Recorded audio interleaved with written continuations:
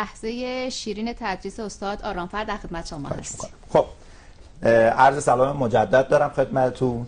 راستش رو بگم یه خود این فایل طول کشید تا باز بشه. ما هم یکم برای شما عزیزان صحبت کردیم، حالا دیگه بریم سر اصل ماجرا. چون من به عزیزانم گفته بودم که بحث کلیه هست و خب نگاه کردن گفتن که این شکل که کلیه نیست، ولی بچهای تجربه خوب در جریان هستن که در واقع ابتدای مبحث همین هست. خب بچه‌ها شما در ابتدای فصل کلیه با دو سه تا تعریف مواجه میشید. اولین تعریفی که مواجه میشید محیط داخلی هست. خون و مایعات بدن، اونایی که سلول‌ها رو در بر گرفتن، در واقع میشه محیط داخلی. ممکنه یه دانش آموزی بیاد موقع مطالعه فقط همین رو بخونه، بگه بسیار خب من یاد گرفتم اون مایعاتی که سلول‌ها رو در بر گرفتن میشن محیط داخلی. حالا یه کوچولو با هم ترکیب بکنیم. بچه‌ها شما باید یاد بگیرید مایعات مختلفی که در بدن وجود دارن آیا جزء محیط داخلی هستند یا خیر. به عنوان مثال پلاسما جزء محیط داخلی هست، ولی مایعی که درون برفرض میزنایی وجود داره یا میزراح وجود داره یا مثانه وجود داره که همش در واقع به نوعی ادرار رو شامل میشه، جزء محیط داخلی به حساب نمیاد. همین تعریفی که الان ما در موردش صحبت کردیم میتونه بس پیدا بکنه به تمام فصل‌های کتاب درسی. سرکار خانم، بچه‌ها برای مطالعه زیست شناسی کنکور نیاز به یک دید متفاوتی نسبت به آنچه که تا به امروز داشتن دارن و اون دید نسبت به تمامی کتاب هاست.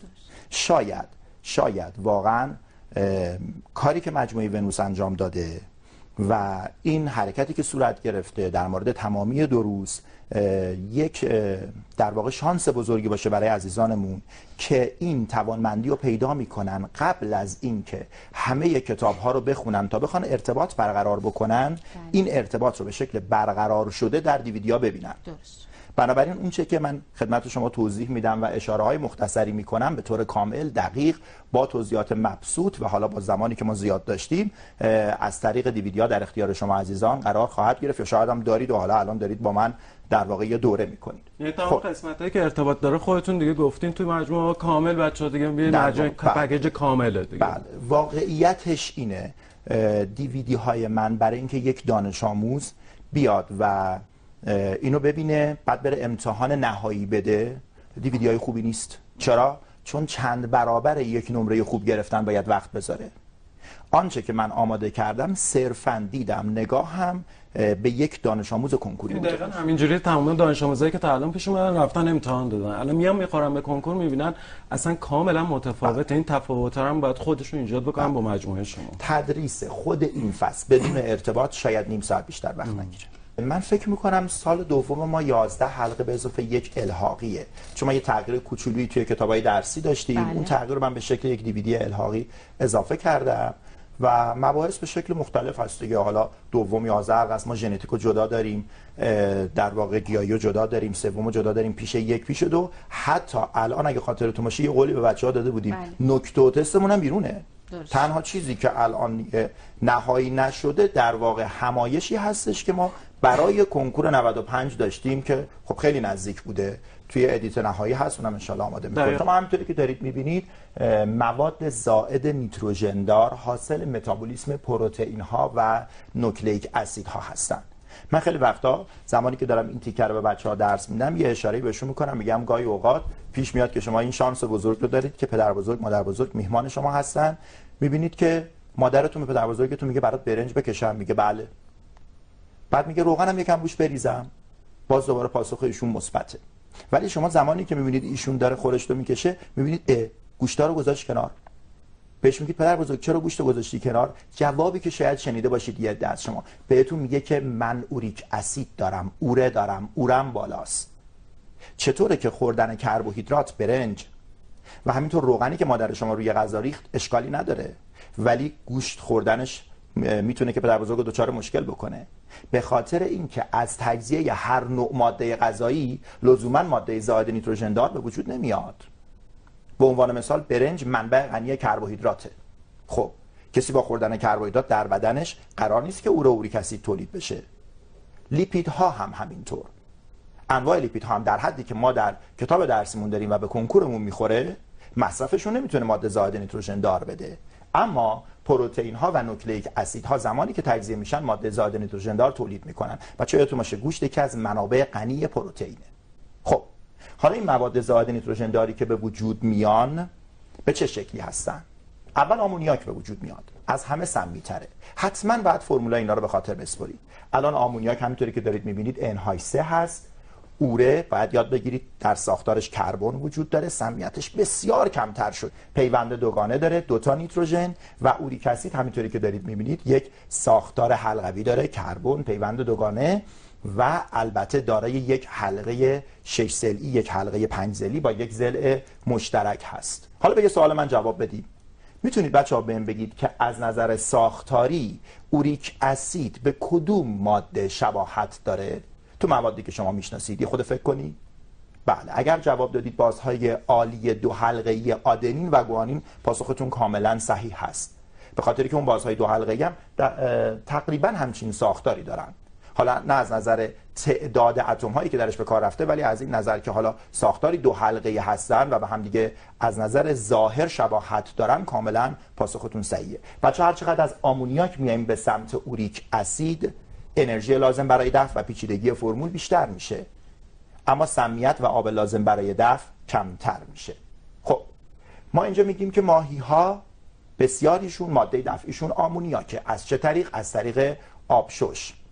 همینطور یاد میگیریم که یک جور کرم پهن آبزی داریم به نام پلاناریا که اون هم ماده دفعیش چی هست؟ اون هم آمونیاک هست از تمام سطح بدنش. حالا یه سوال میخوام ازتون بپرسم، چه چیز دیگه ای در مورد پلاناریا میتونید به من بگید؟ بله، اون عزیزانی که حواسشون جمعه میگن ما سال سوم خوندیم که پلاناریا دارای چشم جامی شکل هست، یعنی ساده ترین گیرنده نوری رو داره. دیگه چی میتونید بگید؟ بله، بعضی از اینا میگن که آنچه که ما دیدیم این هستش که پلاناریا دارای نردبان عصبیه، در واقع دو تا تناب موازی به همراه مغز که میشه مرکزی و ارتباطهای بین اینا که میشه محیطی.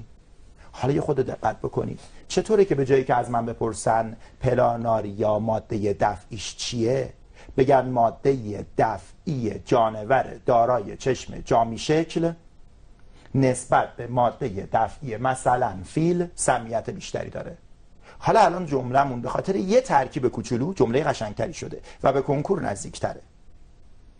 از طرف دیگه مثلا شما میاد اینجا یاد میگیرید پستانداران ماده دفعیشون اوره هست. اوره همونطوری که توضیح دادم 2 تا اتم نیتروژن در ساختارش مشاهده میشه. حالا شما تو کتاب پیش دانشگاهی با یه تعداد پستاندار آشنا میشی، تو پایتون هم آشنا شدید. مثلا دلفین و وال، بعضی وقتا بچه‌ها خطا میکنن، فکر میکنن که دلفین و وال جزء ماهی‌ها هستن، اینطوری نیست، جزء پستاندارانن. اما کوسه ماهی جزء ماهی‌ها هست. یا تو کتاب پیش دانشگاهی با اصطلاحات هیراکوتریوم، مریکیپوس، اکوئوس و همینطور آرمادیلو به عنوان چند نمونه پستاندار آشنا میشین. یا مثلا خودتون قبلا یاد گرفتید که پلاتیپوس، کانگورو، اوپاسوم اینا همشون جزء پستانداران هستن. حالا یه خود به این جمله دقت بکنید، ببینید به نظرتون جمله صحیحه یا غلطه که بیان به من بگن ماده دفعی مثلا پلاتیپوس، حالا نرم تو پیش دانشگاهی که شاید از خاطرتون رفته باشه، نسبت به ماده دفعی جانور دارای نردبان عصبی تعداد نیتروژنش 2 برابره. بله، جمله‌مون درسته. پلاتیپوس پستانداره، ماده دفعیش اوره است، اوره 2 تا اتم نیتروژن داره، در صورتی که منظور ما از جانور دارای نردبان عصبی چی هست؟ بله، پلاناریا و پلاناریا آمونیاک دفع میکنه و ماده زائد نیتروژن دارش در واقع 1 اتم نیتروژن داره. ظاهرا وقتمون تموم هست. نه، انقدر شیرین این مبحث و تدریسش من که دلم نمیخواد خداحافظی کنیم، ولی فرصت زیادی نداریم. فقط میخوام یک سوال از قسمت پدر بزرگ خیلی خوشتون اومد که ماجراش از همش خوشم اومد. بله، دست شما درد نکنه. فقط من یک سوال دارم، این منابع آموزشی شما برای بچهای کنکوری واقعا اونها رو بی‌نیاز میکنه از هر کتاب دیگه‌ای و مخصوصا کتاب پیش دانشگاهیشون یا نه؟ دعا میکنیم این گونه باشه. تمام تلاشمون این بوده که این گونه چون خیلی دلم میخواد درباره منبع بیشتر صحبت کنیم، بچه‌ها بیشتر آشناشن. من دلم میخواد این جمله رو این شکلی به کار ببرم سرکار خانم. خواهش می‌کنم. اگر دانش آموزها چیزی دیدن که در دیویدیوهای من مطرح نشده بدونن ناشی از ناتوانی بوده که شما 100% توانا هستید و ما بهتون افتخار میکنیم. خدا هم روزا نیاره که یه وقتی بین کلاس های من چه دیویدی باشه، چه کلاسی که تعدادش کمه، چه کلاسی که تعدادش زیاده، چه تو تهرانه، چه تو هر شهر دیگه، کوچکترین تفاوتی باشه. درسته.